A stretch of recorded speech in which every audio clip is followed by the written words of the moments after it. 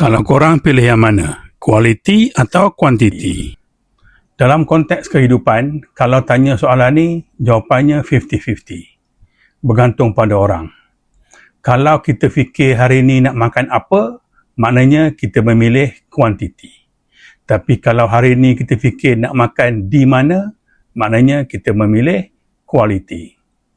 Dalam politik pula macam mana? Kualiti atau kuantiti? Tonton video ni sampai habis.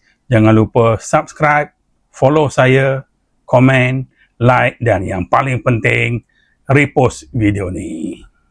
Dalam menerangkan isu ni, saya ambil contoh Parti Bersama. Yalah, kalau ambil contoh parti lain, nanti haters marah pula.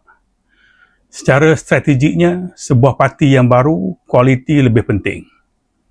Pada peringkat awal, sebuah parti memerlukan individu yang berintegriti, mempunyai kepakaran, mampu memimpin dan berkongsi nilai dan prinsip parti.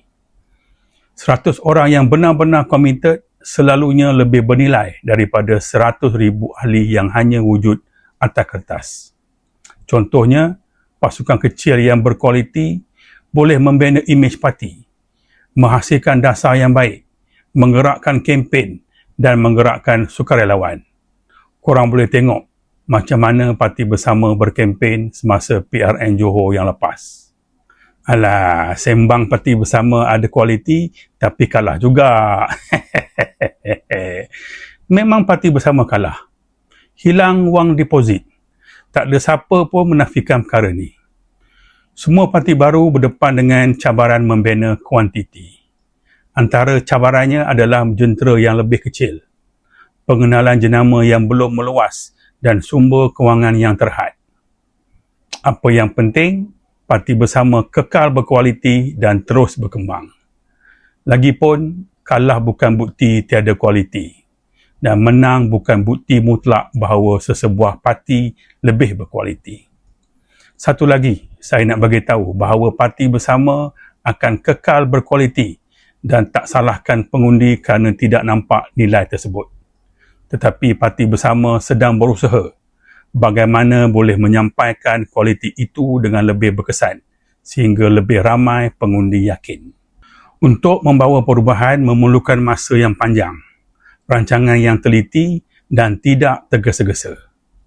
Dalam tentera dulu, saya diajar, jika objektif yang hendak dicapai terlalu besar, tidak boleh dicapai sekaligus dan sumber terhad, maka rancangan perlu dibuat secara berfasa. Jadi, Parti Bersama akan membawa perubahan politik baru dengan 3 fasa seperti berikut. Fasa 1, utamakan kualiti. Fasa 2, gandakan kuantiti tanpa mengorbankan kualiti. Fasa 3, kekalkan budaya yang memastikan pertumbuhan tidak merosakkan nilai asal parti.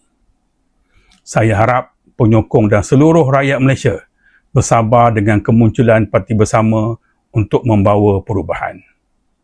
Fokus Parti Bersama bukan sekadar menang hari ini, tetapi membina sebuah parti yang berkualiti, berkembang tanpa mengorbankan prinsip dan kekal berpegang pada nilai asalnya. Saya percaya Parti Bersama mampu lakukan perubahan ini kerana mempunyai kepimpinan yang integriti dan konsisten. Sebagai penutup, saya nak bagi tahu bahawa kualiti buat orang hormat. Kuantiti buat menang pilihan raya. Cabaran yang sebenar adalah menukar rasa hormat menjadi undi. Sebelum saya tutup, awal-awal tadi saya bagi tahu ada 2 golongan. Golongan pertama, hari ini aku nak makan apa.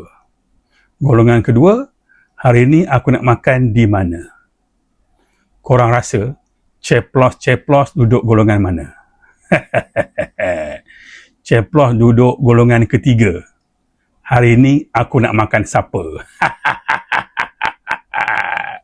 Semoga jumpa di video-video akan datang. Terima kasih. Assalamualaikum dan salam sejahtera. Bye-bye.